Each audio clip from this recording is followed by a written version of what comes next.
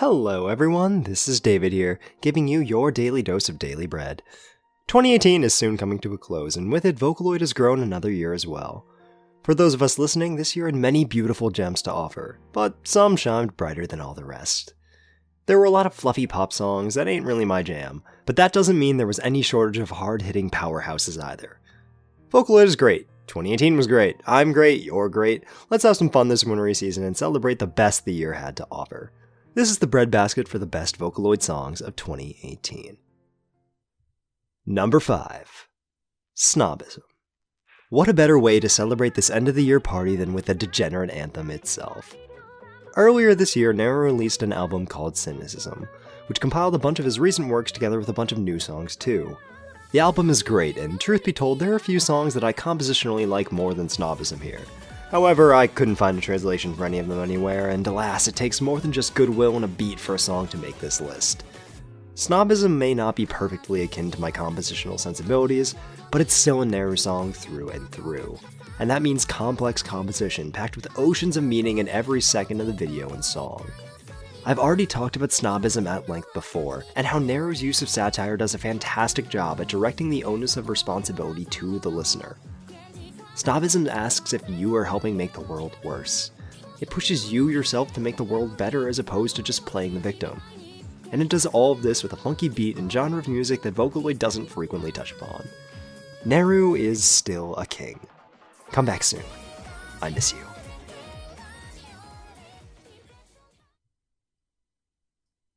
Number 4. The Little Goldfish. Man, Poi is great and so underappreciated. Their music is incredibly atmospheric and compositionally stunning, and The Little Goldfish really knocked it out of the park this year. The song is this depressing waltz in one, which is just amazing.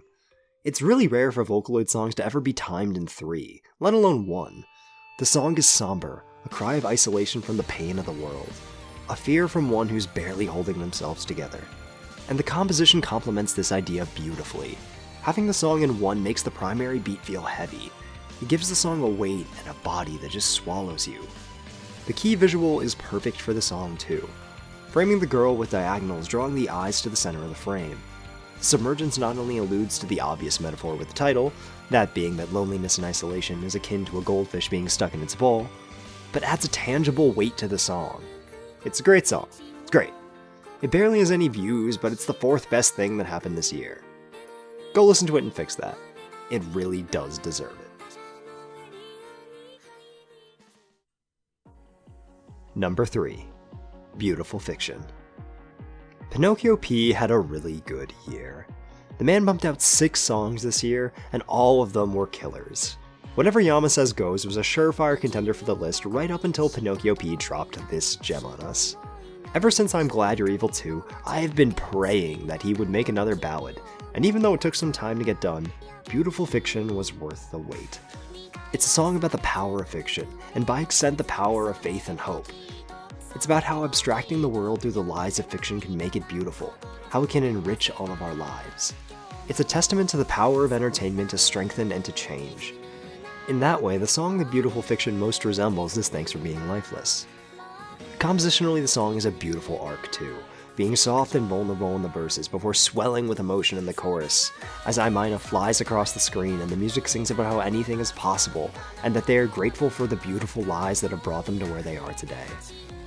Pinocchio P is a treasure of the modern era. This year was exceptional for them, and this song was a perfect way to tie out 2018.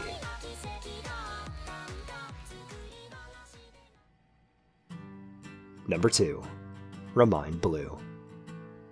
Hey guys, did you know I like the Kagero project? Yeah, I'm sure it's no real surprise that in this year of our Lord, 2018, the year the Kagero project rose from the ashes, that I would have to include one of Jin's new songs on the list. And yeah, all the songs on Mekaku CD Reload are stunning. Lost Day Hour was a close contender, and if She So Word didn't technically come out at the very end of 2017 as opposed to in 2018, it may well have sniped this spot. None of this is to diminish Remind Blue though. The song takes the Kagero project in a new direction, if ever so slightly. It's a beautiful ballad from Shintro's perspective, but framed from the perspective of him as an adult thinking back on his journey. In that way, it's a lot like Lost Day Hour and Chiso Word. It has a nostalgic feeling, especially for those of us who really did grow up with the Kagero project. Remind Blue calls to mind the feelings of lost time memory and the pain of loss, but it takes responsibility for one's weaknesses and pushes you to be better. The Kagero project has been a part of my life for half a decade, and it really is emotional to see it winding down. But that's exactly what makes Mekaku City Reload great.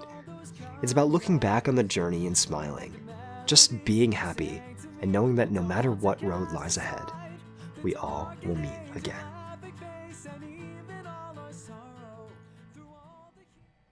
And the song of 2018 is number 1, Seventina. Harumaki Gohan has had a banging year. This Earth for You was a shoo-in for one of the best songs of the year for months, until just a little bit ago they released what has legitimately joined the ranks of my absolute favorite songs. Seventina has it all. A beautiful sweeping composition, a stylish video filled with visual detail and symbolism, and a message that really speaks to me in my own life. Seventina is about looking back on life when it was simpler. It's about recalling all the happiness and pain of youth, and comparing it to the monotony and tedium of today. But the message of the song isn't just, well, I guess life was just better when I was younger. Rather, it's about perspective. It's about remembering that even when life got you down, you got back up again. It's about remembering the best moments of your life and realizing, no, more like remembering, that the world around you can be good. You know, kids, I've had a year of ups and downs. College and work wore down my soul, and recently I've been sick for like a month and a half. But all that's what makes Seventina so great. Because the world only sucks if you allow it to, if you believe that it does. And perhaps it's just that the semester is over and it's almost Christmas. But amidst all the garbage life dumps on me, I am happy. And if you ever feel stuck in a rut, think back to when life was simpler, and do everything you can to bring that magic back. And there we have it, kids. The best songs of 2018. If you haven't heard any of these songs featured here, by all means find them and do yourself a favor this Christmas season. And thank you all for walking with me through a wonderful year of content. Hopefully 2019 is just as cool. Have a good one, everyone, and stay safe this Christmas. Bye, Anara.